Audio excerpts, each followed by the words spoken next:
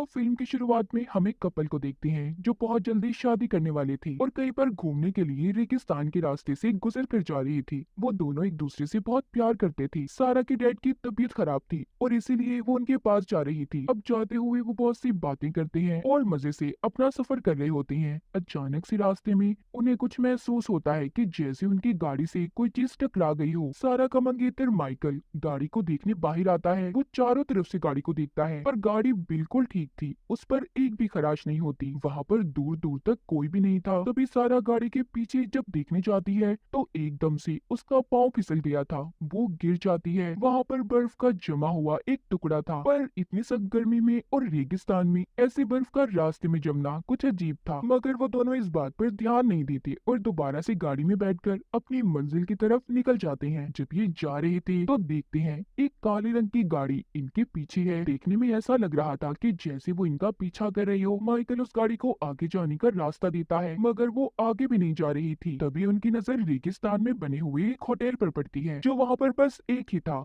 ये अपनी गाड़ी को उधर ही रोक लेते हैं। तब वो काली गाड़ी भी आगे चली गई थी। होटल के आसपास का एरिया भी बिल्कुल सुनसान था। सारा माइकल से कहती है, "ओ, तुम कितनी तेज गाड़ी चलाते हो? एक दिन तुम्हारी ये गाड़ी को तेज चलाने वाली आदत हमारी जान ले लेगी।" वो दोनों जब अपना मोबाइल देखते हैं तो सिग्नल्स भी नहीं थे। खैर ये उस होटल के अंदर जाते हैं। वहाँ पर भी एक बूढ़े कपल के अलावा कोई भी नहीं था। होटल भी सारा सुनसान था। वो एक टेबल पर बैठ जाते हैं। यहाँ पर माइकल बताता है कि सारा, अभी मैं तुमसे शादी करने के लिए तैयार नहीं हूँ। वो कहती है, "तुम हर बार अपनी जिम्मेदारियों से भागते हो, हमें बस अब शादी कर लेनी चाहिए।" तभी उनके पास वेट्रेस आती है जो उनका ऑर्डर लेकर चली गई थी। सारा का ध्यान वहाँ पर बूढ़े कपल पर ही था जिनको होटल का मैनेजर यहाँ से बार बार जाने का कह रहा था। तभी कुछ देर के बाद वेट्रेस भी आ जाती है जो सारा के लिए ड्रिंक और माइकल के लिए कॉफी लेकर आई थी। साथ ही उसने इन्हें 2 कॉइन्स भी दिए थे जिनके बारे में बताती है कि ये 2 कॉइन्स आप यहाँ पर किसी भी सर्विस के लिए इस्तेमाल कर सकते हैं। तभी माइकल एक कॉइन का इस्तेमाल करता है और होटल में म्यूजिक चलाने का कहता है ताकि वो सारा को खुश कर सके। कुछ देर के बाद वो काले रंग की गाड़ी दोबारा से होटल के बाहर आकर खड़ी हो गई थी जो सारा और माइकल के इंतजार में खड़ी होती है। आखिर उनके साथ ये सब कुछ क्या हो रहा था? पहले वो काली गाड़ी और फिर ये अजीब सा होटल। अब माइकल यहाँ से वॉशरूम जाता है और सारा ने बचा हुआ खाना पैक करवा लिया था। जब एक दूसरा वेटर सारा को खाना देने आता है तो वो सारा को बिल्कुल अपने डैड जैसा लग रहा था,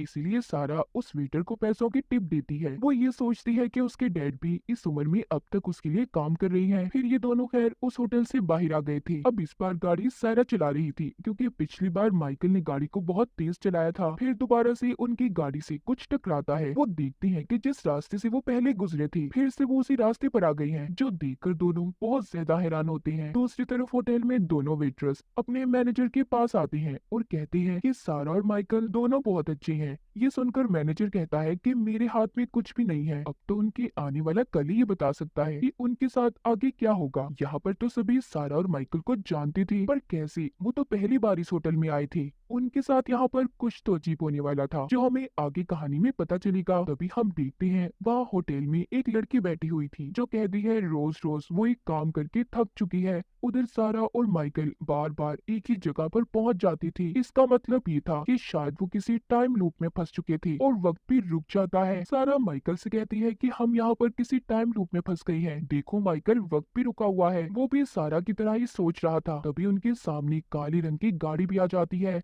इस बार सारा ये फैसला करती है कि वो उस गाड़ी को देखने जाएगी कि अंदर कौन है जो कब से इन लोगों का पीछा कर रहा है। जब सारा उस गाड़ी के पास जाकर देखती है तो इस शीशे नीचे होने पर उसकी नजर उस आदमी पर पड़ती है जो गाड़ी को चला रहा था, जो डरावनी शक्ल का था, जिसे देखकर वो बहुत ज्यादा डर गई थी और भागकर अपनी गाड़ी में बैठ जाती है। उसने गाड़ी को तेज कर लिया था। सारा मुसलसल रो रही थी। माइकल उससे पूछता है कि सारा, मुझे बताओ तुमने गाड़ी में क्या देखा? सारा कहती है, मैं नहीं जानती कि उसका चेहरा ऐसा क्यों था पर बहुत डरावना था। तभी सारा देखती है कि काले रंग की गाड़ी फिर से उनका पीछा कर रही थी। इस बार वो उन्हें टक्कर मारने वाली थी मगर सारा ने अपनी गाड़ी की स्पीड को तेज कर लिया था और दोबारा से होटल के पास आ गई थी। अब वो उस होटल के अंदर जाकर फोन बूथ का पूछती है कि वो कहाँ पर है। जल्दी से वो वहाँ पर जाकर पुलिस को कॉल करती है और उस काले रंग की गाड़ी के बारे में बताती है जो अब तक इनका पीछा कर रही थी। मगर पुलिस वाला कहता है कि आप जिस जगह पर हैं वो हमारी लोकेशन से काफी दूर है तो हमें आने में वक्त लग सकता है। आप जिस जगह से हमें फोन कर रही हैं, आप लोगों को वहीं पर रुकना होगा। लेकिन यहाँ पर सारा इस बात को नहीं जानती थी। जिस पुलिस वाले से वो बात कर रही थी वो इस होटल का मैनेजर ही था। जिसके बाद वहाँ पर होटल में माइकल मैनेजर से पूछता है कि आखिर ये काली गाड़ी हमारा पीछा क्यों कर रही है और हम घूमकर दोबारा से उसी जगह पर वापस कैसे आ जाते हैं। मैनेजर कहता है कि जाते हुए आप शायद गलत रास्ते पर जाते हैं, यहाँ का रास्ता भूल भुलैया है, इसीलिए आप दोबारा से हमारे होटल के पास आ जाते हैं। तभी सारा आती है और कहती है कि मैंने पुलिस को शिकायत दर्ज करवा दी है, पुलिस को आने में टाइम लगेगा, तो इसीलिए पुलिस ने हमें यहीं पर रुकने का कहा है कि जब तक वो यहाँ पर ना आ जाए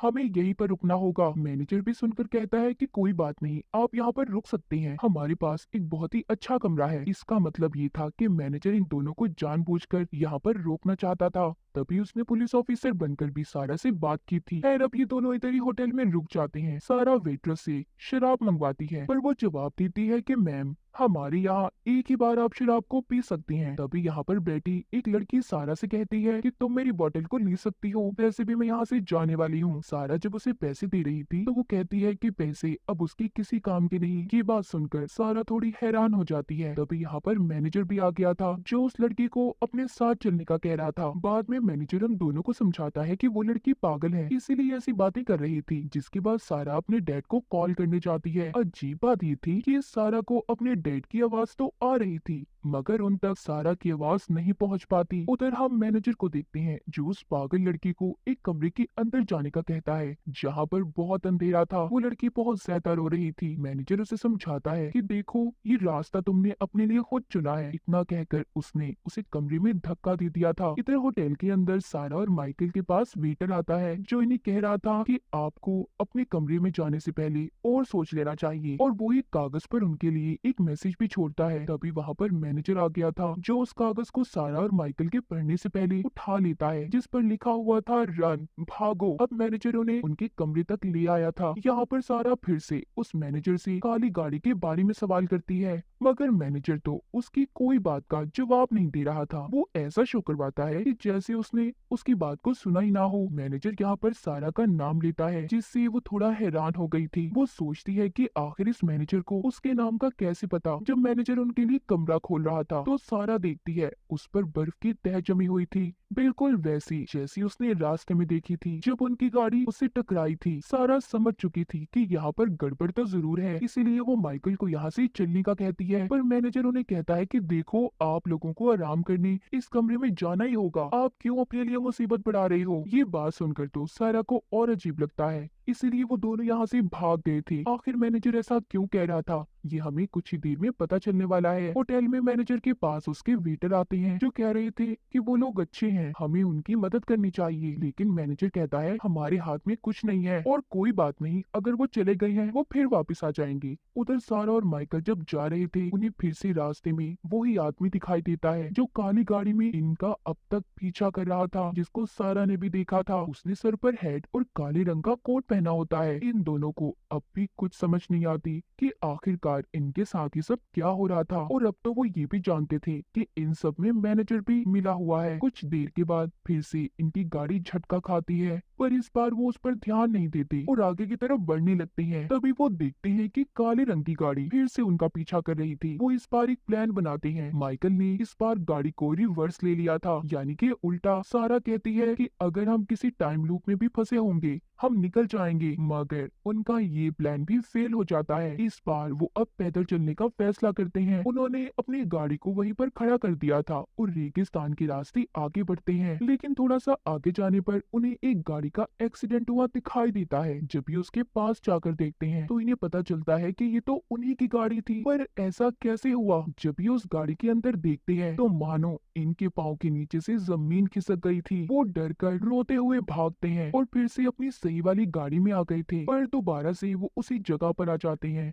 जहाँ से वो कई बार गुजर चुके थे। वो फिर से दोबारा से होटल में आ जाते हैं। यहाँ पर आकर सारा मैनेजर से पूछती है कि आखिर ये कौन सी जगह है, हम कहाँ पर फंसे फंसे हुए हैं। तो मैनेजर उसे बताता है अब तक जो कुछ भी हुआ हमें यहाँ पर अब सब पता चलने वाला था। मैनेजर कहता है कि ये जगह कोई आम जगह नहीं है, ये दो दुनियाओं के बीच की जगह है जहाँ से हर किसी को मौत के बाद गुजरना होता है। तुम और माइकल दोनों अपनी जिंदगी और मौत की जंग लड़ रहे हो। तुम्हारा आते हुए इसी जगह पर एक्सीडेंट हो गया था और अभी तक ये नहीं पता कि तुम जिंदा रहोगी या मर जाओगी। मैनेजर उन्हें जिस कमरे में जाने का कह रहा था वो दरअसल दूसरी दुनिया थी जहाँ पर लोगों को मरने के बाद भेजा जाता है। और कहानी के शुरू में जब हमने देखा था कि बार बार सारा और माइकल की गाड़ी जिस जगह पर आकर रुकती थी जहाँ पर उन्हें महसूस होता था कि उनकी गाड़ी से कोई चीज टकराई है या फिर उनकी गाड़ी को किसी चीज ने टक्कर मारी है, उसी जगह पर इनका असल दुनिया में एक्सीडेंट हुआ था और यही वजह थी जो इनके साथ ये सब कुछ हो रहा था। और जब वो पैदल चल रहे थे तो उन्होंने अपनी गाड़ी के अंदर अपनी ही लाशों को देखा था, इसीलिए उनकी हालत भी खराब हो गई थी। और जब कहानी के शुरू में सारा ने माइकल से ये भी कहा था कि तुम गाड़ी को जो तेज चलाते हो इससे एक दिन हमारी जान जा सकती है, इसका मतलब ये था कि सारा को कहीं ना कहीं ये पता चल चुका था कि वो मरने वाले हैं। और मैनेजर ने उस लड़की को भी कमरे में इसलिए भेजा था क्योंकि असल दुनिया में वो मरने वाली थी। इस होटल का काम यही था, जो लोग मरने के बाद जिंदगी और मौत के दरमियान में फंसे होते हैं तो यहाँ के लोग उन्हें मौत के बाद वाली दुनिया में भेजने का काम किया करते थे, यानी कि आत्माओं की दुनिया उनकी असल दुनिया में। और जो काली गाड़ी थी वो मौत थी जो इनका अब तक पीछा कर रही थी। मैनेजर सारा से कहता है कि असल दुनिया में अब तुम नहीं बच सकते, तो अपने आप को इतनी तकलीफ मत दो और उस कमरे में चली जाओ जहाँ पर आत्माएं मरने के बाद जाती हैं। सारा कहती है मैं जीना चाहती हूँ क्योंकि मैं माँ बनने वाली हूँ, मुझे अपने बच्चे के लिए जीना है। मैनेजर कहता है ये बात तो तय है कि तुम दोनों में से एक ही बचने वाला है, इसलिए सारा ने अब माइकल को सेक्रीफाइस कुर्बान करने का फैसला कर लिया था क्योंकि माइकल के पास जीने की कोई वजह नहीं थी और उसने सारा से शादी करने से भी इनकार कर दिया था। इसीलिए सारा अब जाकर माइकल को गुड बाय बोलती है और कहती है कि तुम्हें हमारे बच्चे के लिए खुद अपनी जान देनी होगी, हमारा साथ यहीं तक था माइकल, तुम्हें अपने बच्चे की खातिर मरना होगा। इसके बाद माइकल को उस कमरे में भेज दिया जाता है। हम असल दुनिया में देखते हैं कि सारा को तो होश आ गया था, उसकी सांसें दोबारा आ जाती हैं, मगर अब माइकल की मौत हो चुकी थी। और इसी के साथ इस फिल्म की कहानी यहीं पर खत्म हो जाती है।